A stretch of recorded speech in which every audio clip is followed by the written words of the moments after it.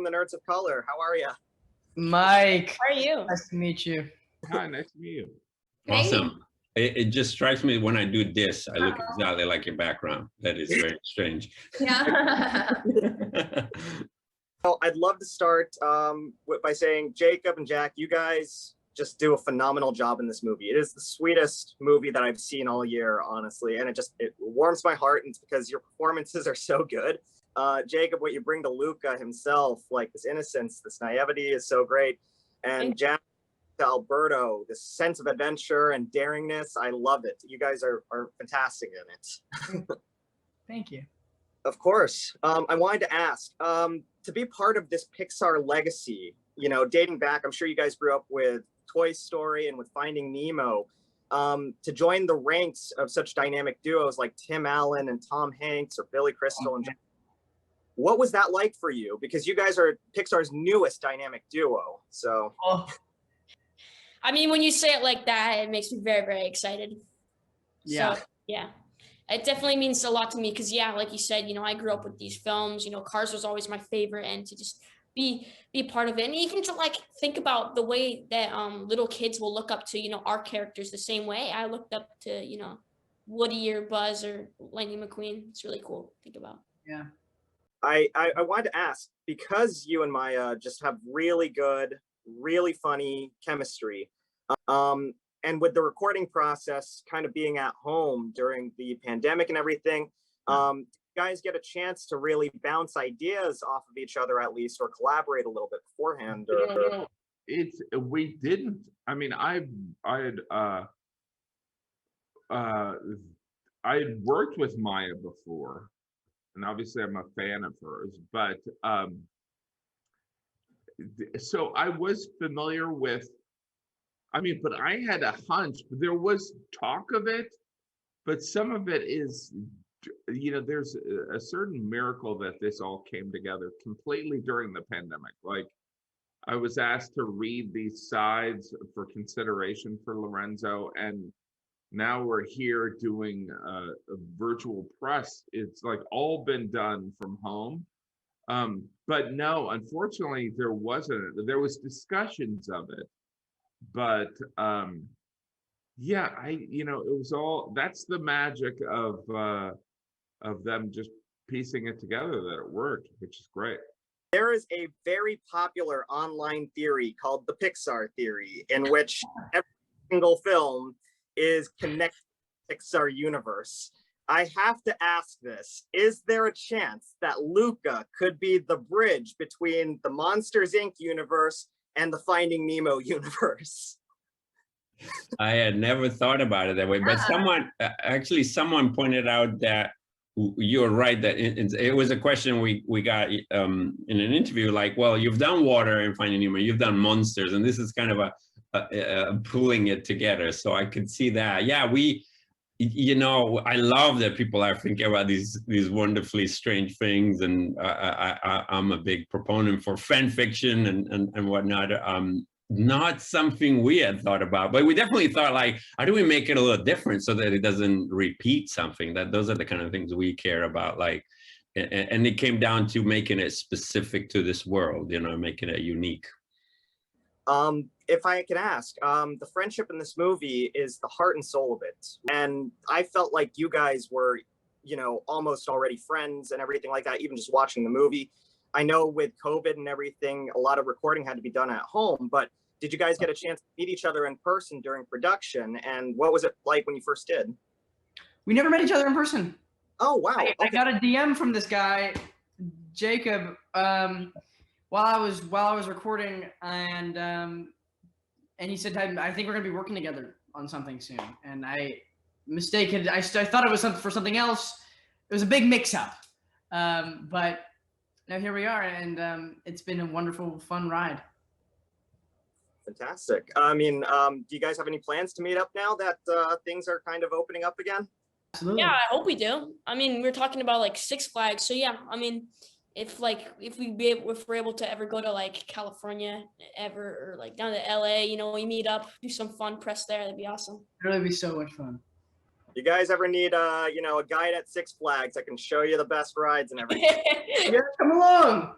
Hell yeah, that sounds good. Or heck yeah, that sounds awesome. So, being a father yourself, did you bring any experiences with you to the role of Lorenzo, as a father to Luca?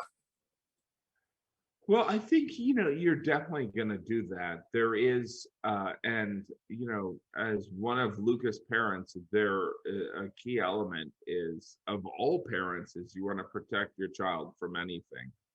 So there is, I think that Lorenzo, who I play, and me, who I pretend to be, I'm like very much, in both cases, I'm a little bit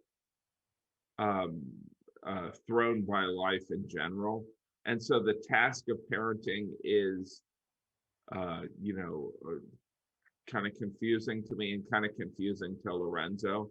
I mean, he's definitely more distracted than I am, but I think that there is something about when you're parenting with a partner, there is kind of a balance. So, if Maya's character is more about being strict, it's more realistic and funny if someone is less strict.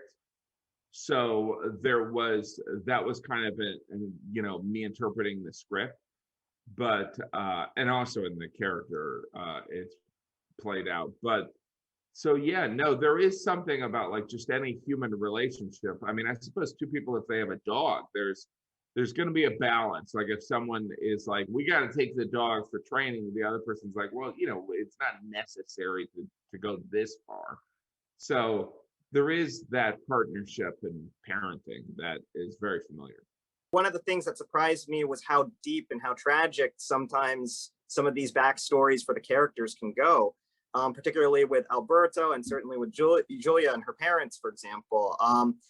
Can I ask what inspired some of those backstories, and will those get explored a little bit further and potentially in the future?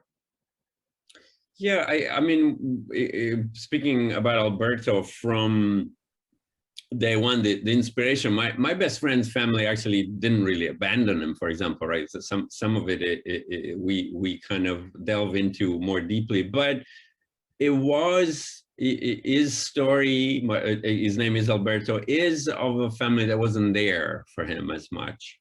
And so it felt right to speak to this. And just because it actually is one of the things that make Alberto who he is, because he's very free to do whatever he wants. There's nobody to tell him what to do, right? And it felt right to kind of say, coming from a family where people were telling me what to do, I was like, I don't want that. The grass is always greener. And it felt right to get, like being friendships mean going deeper. Friendships mean like actually sharing something more. I do feel that kind of a moment where you realize what's going on in a person's life more deeply, it's almost like, it's a scene you need in a movie like this, that, oh, wow, I didn't know how deep this ran. You're just, and there's something so wonderful about Alberto being so putting up a facade that doesn't show any of that. So that felt always important. We talked will we ever want to go look for his dad? Where did his dad go? We never really quite wanted to delve too much into it because our story focuses so much on Luca and Alberto. And then for Julia, yeah, I mean, we joked that we have a Parent Trap sequel where Luca and Julia are trying to get Julia's parents back together. It's more of a joke than anything, but yeah, that's the things we've been talking about. As much of a joke as it is, I wouldn't mind seeing that. I gotta be honest. Yeah, sure. The other one we bring up is like, Ugo is going to be the David Attenborough and show you the natures of the deep. If I can ask, the pasta scene made me super hungry. Yeah, I know. In this, did Pixar provide you guys with any real pasta, like through Postmates or something like that, while you were making this? No, but for me at the Pixar studio, this really is not pasta, but I remember there was a giant jar of gummy bears like in the recording. So like I would just like stuff my mouth full of those all the time.